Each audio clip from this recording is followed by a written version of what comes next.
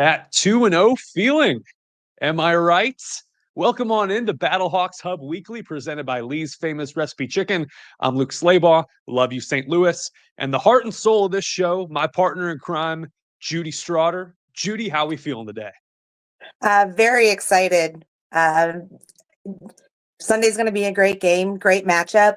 Both teams 2-0, both teams pretty evenly matched. A lot of the same stats going into the game, so it's going to be really exciting. And for you, you're already game ready. What is the plan for the day? Well, since it's a 2 o'clock game, it's going to be an early morning. The lot opens at 9, so I'll be down there at 9 and hanging out and getting excited for the 2 o'clock kickoff. Yeah, Judy, where specifically can people find you if they want to grab selfies, get some exclusive content on this Battlehawks Hub show? So we're tailgating down at the Broadway Boat Bar. They're at Broadway and Cass. So that's where our tailgate is. That sounds awesome. I wish I could be there too. Of course, we'll have the post-game show shortly after the game. Judy will be safe getting home, not having hands off the steering wheel at all. But looking forward to this game. 2 o'clock kick Central Time against the DC Defenders on ABC. It also marks the return of the original QB1 to St. Louis, and that is one Jordan Ta'amu. Yes. Yeah, that was really hard when he didn't come back. Obviously, like I've said before, I loved McCarron and loved the time that we had with him here, but I was very in on Jordan in 2020 when he was here, and it hurt when he didn't come back to us. But I'm glad he's still doing well and performing well and just as good. So it's going to be one heck of a matchup on Sunday. Yeah, you never forget your first face of the franchise and quote unquote star from that truncated 2020 season. You look at the pedigree of quarterbacks that St. Louis has had over these first few seasons, Ta'amu to Taylor Heineke to McCarron, all NFL-ish talents. And now one Manny Wilkins, who's coming off another strong performance, although he's been limited in what the team has asked him to do. Yes, and he still doesn't have any passing touchdowns yet. So that I hope to see change for this week. But then again, if it's not broke, don't fix it type of deal. At the end of the day, the chemistry that the team has right now is working. What they're doing is working. So, if I don't see if I don't see a passing touchdown, I won't be super bummed because we're going to win again. But I really want to kind of see him expand his skill set a little bit. For me, that's just one of my exciting things that I like to watch as a fan. But the explosiveness of our run game has been very, very exciting. It is very much a tried and true formula there in the red zone. As the offensive line goes, so does the team go. What they called on the broadcast the Knights of Colombo, named after O-line coach Mark Colombo. 3 touchdowns last week, all on the ground in a 26-9 win over the San Antonio Brahmas. Jacob Sailors continues to shine with his touchdowns. 4 red zone trips, and each time the Battlehawks put up points. Yes, and I really think that we're going to do a lot of the same this week as well. Looking over what the defenders have done so far this season, it's very evenly matched. Our offense, edged out a little bit as far as the rush yards are concerned, but it's going to be a fun game.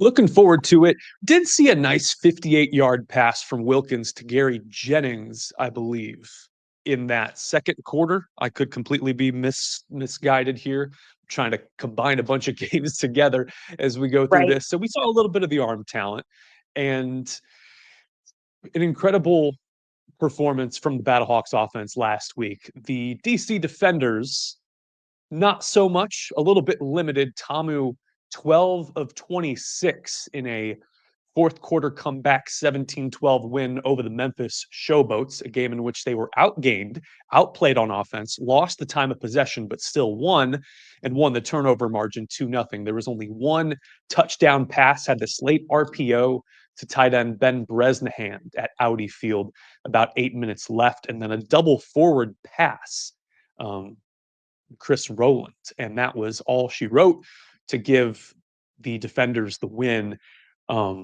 A very dreary and rainy weekend out on the East Coast for the defenders. So now they come back to the Dome, and they will be led by a different defensive coordinator than they had anticipated. A lot of drama going along around in the UFL this week. Are you keeping up on that, Judy?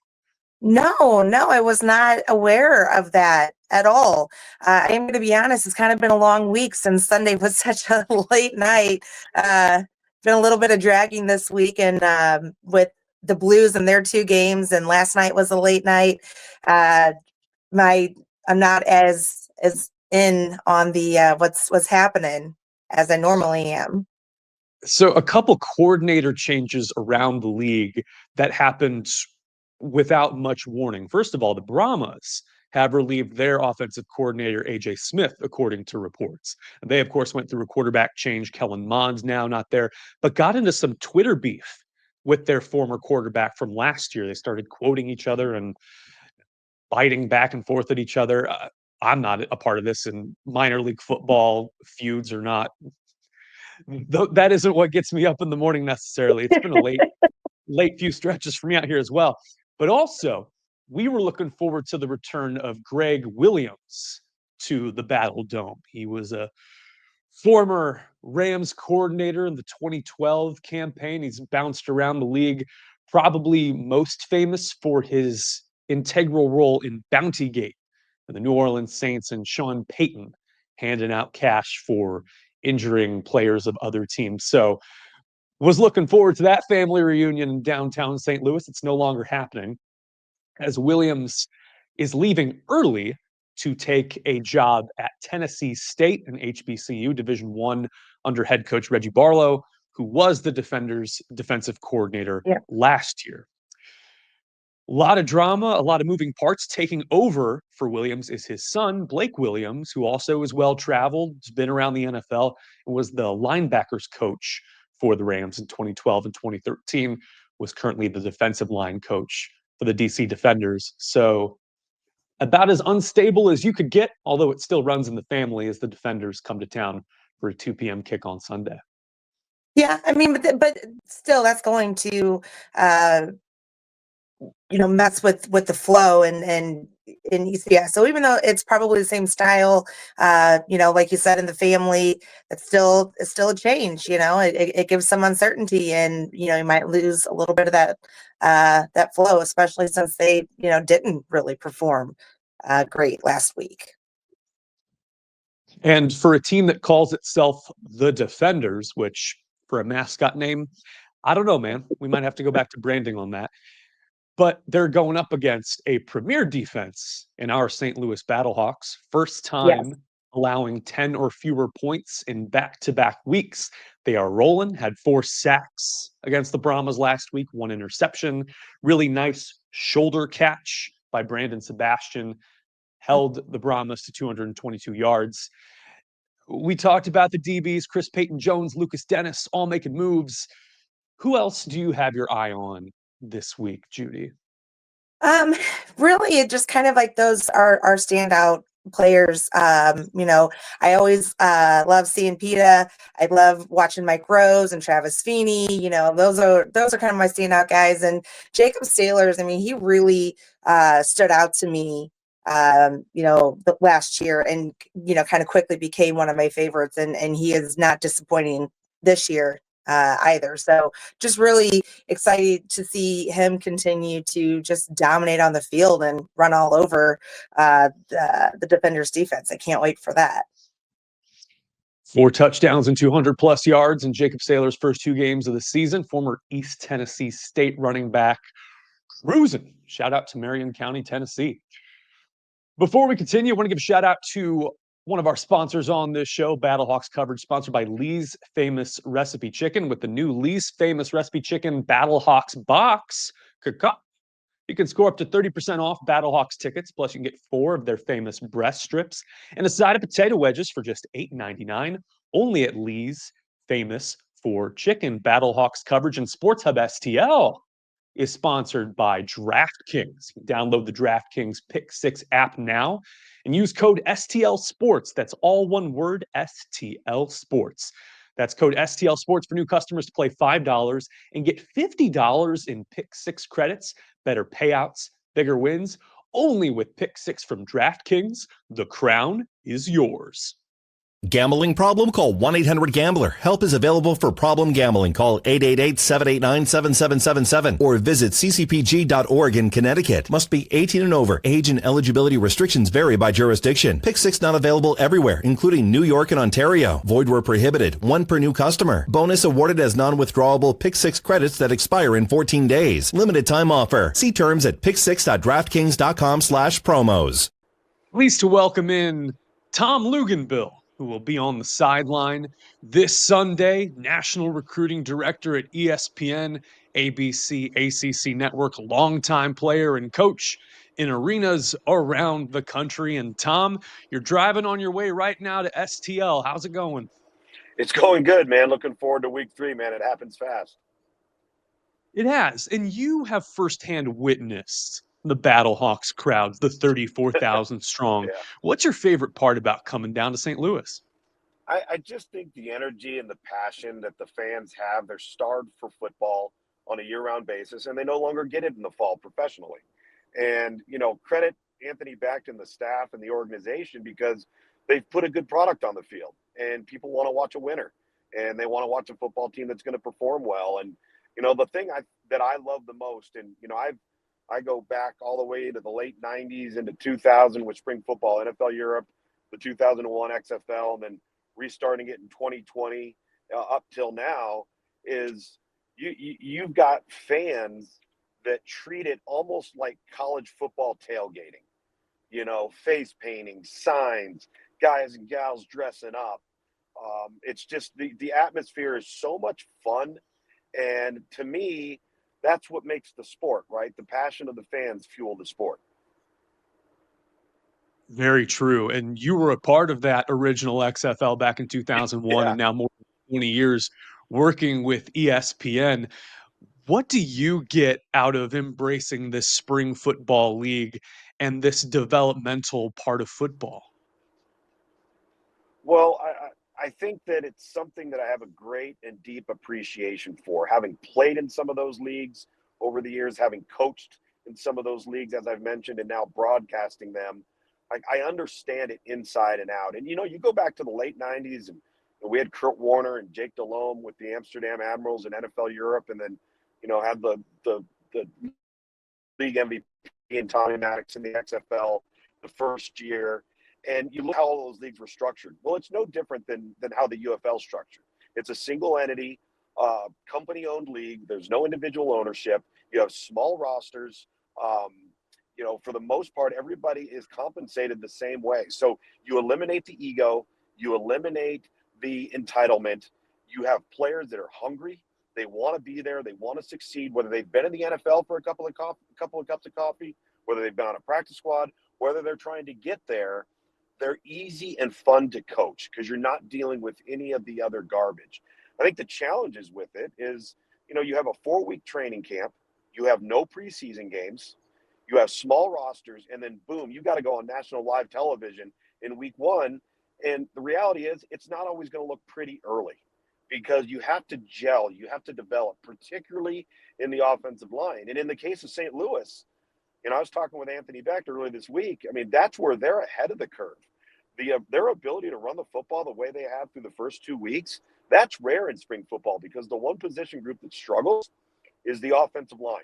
They need the most time together. And so I love the fact that we have a ring that's unique. It's different. It's not a competitor to the NFL, nor does it need to be. But we're also talking about with the sport of football, guys, it's the only sport that doesn't have a minor league system that is tied to the Major League Baseball or the NFL or the NBA. This is needed. There's a lot of really good football players out there that don't have the opportunity to develop, and that's why I think it makes sense.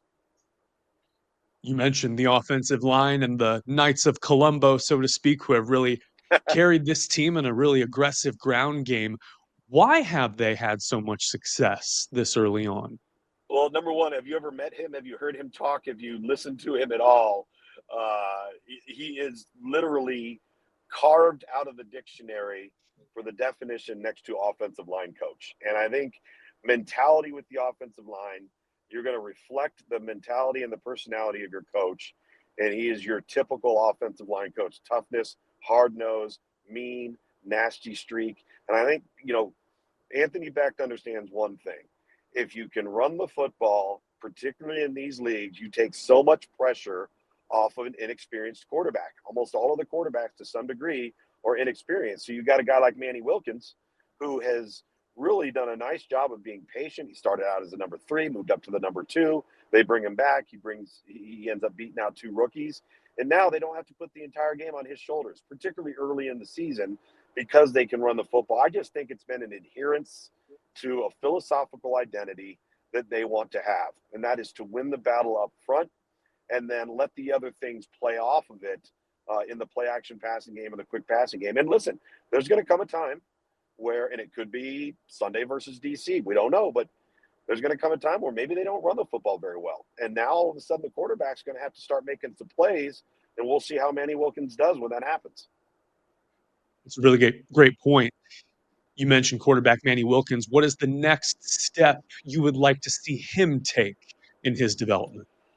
Well, he's really good on tape with what I would call between the numbers throws, meaning the middle of the field, deep in cuts, posts, working the middle of the zone coverages, and he's really good off of play action. Now, naturally, the play action game should be very strong for St. Louis because they've been able to run the football so effectively. I'd like to see 2 things improve with him. Number one, make the routine plays routinely. There are some times where he'll miss what we would call in professional football a gimme throw that you can't miss. And then I'd like to see him be a little bit more consistent on throws outside of the numbers where the ball's further away from you and it's a longer throw. But the reality is we don't know that much yet about what he's capable of. We know that he's got leadership skills. We know he was capable of beating out 2 talented rookies. But the game hasn't been placed on his shoulders yet. And they haven't had a ton of get behind the chains situations on 2nd and 3rd down where that the defense realizes, hey, they can't run it here. They're going to have to throw it. What's he going to do? And I think that's an area that as the season unfolds, he's going to have to continue to develop and be a guy that you can win because of. And I think those moments will come. They'll happen. But as long as this St. Louis team is able to run the football consistently, it's going to minimize the pressure on the quarterback. We were talking earlier about head coach Anthony Becht, this developmental system priding themselves on a winning program here in St. Louis. Who on this Battlehawks roster, from the early goings, looks bound for another chance at the NFL or a first chance at the higher leagues? Well, it's interesting because when you take a look at Feeney on the defensive side of the football, and you go back to last year, and he was injured and he was banged up, and he wasn't the guy that they had seen on tape playing for the Seattle Seahawks, and now he's come and I think is starting to play that way. He might find himself, back into the mix. I'm still a little surprised that guys like Ja'Cour Pearson haven't seen a little bit more attention, particularly in the specialist area on an NFL roster of being a sub-pack slot receiver, but being there to return kicks and punts. I think he's a guy that's always intrigued me because he's got tremendous speed. He does not have great size, as we know. So to me, the vast majority of this roster, and it's interesting because you're always going to have a mix of some rookies, you're going to have some mix of some young guys, and then you're going to have some returning core nucleus players. And on this particular roster for St. Louis, that's without a doubt the defensive secondary. They are too deep across the board, maybe one of the most improved areas in terms of what I would call competitive depth. Because it's one thing in spring football, whether it's St. Louis or any other team in the UFL, they all got pretty darn good frontline starters.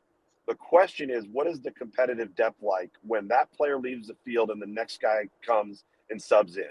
Is there a significant drop off in production? Is there a significant drop off in talent? I would go back to 2020 and then the return in 2023. And I would say that unequivocally across the board for every team, the answer to that question is yes. You fast forward to now, you combine the two leagues, you cut the teams in half, you overpopulate the player pool as a result, and everybody got better players, whether it be through free agent signings or the draft. So I think what you have now is you have better players top to bottom at every position, which has made the football better. And that's the goal of this league, is to have good football, have a good product on the field. Well, I appreciate that. The product, of course, improving on the field, and ESPN's product on TV has got some unprecedented access, sideline communication with players and coaches, real-time review transparency, and chest cams, all this new technology. How do those innovations challenge you in your preparation as a sideline reporter and analyst? It actually makes it easier. And I've done this league from the booth for 2 years. I've done it from the field for 2 years. And, all of the access, all of the innovation, all of the pulling back of the curtain is a staple of this league and a staple of spring football. Essentially, think of it this way. We want to show you and allow you to see and allow you to hear what the NFL and college football does not want you to see and does not want you to hear. And so, let's just say, for example, in my role on the field, I would, if to put it in its simplest form, my job is to follow the bouncing ball. So, whatever happens spur of the moment, I got to get that reaction. I know I'm going to have access to the quarterback after he's come off the field, whether he's thrown a touchdown, whether he's thrown an interception. I know I'm going to have access to a coach at any time who's maybe made a call on his own 47-yard line. It's 4th and 3. He doesn't get it. I can walk right up to him and say, hey, Coach, why'd you make that call? And all of those sorts of things are just kind of part of the landscape. I think the most important thing, and if there was one thing that college football and the NFL should be adopting, it's the transparent officiating review process. Because what that does is it creates an opportunity for the fan who oftentimes thinks that everything is so black and white when it comes to officiating to realize it's anything but black and white, and that there are nuances and that there are rules in play and that there are different angles that they are seeing continually that will tell you how the call needs to be made. And if we could apply that to college football, we could apply that to the NFL, I think everybody would benefit. And I think it's one of the staples of this league that makes this league great when it comes to access.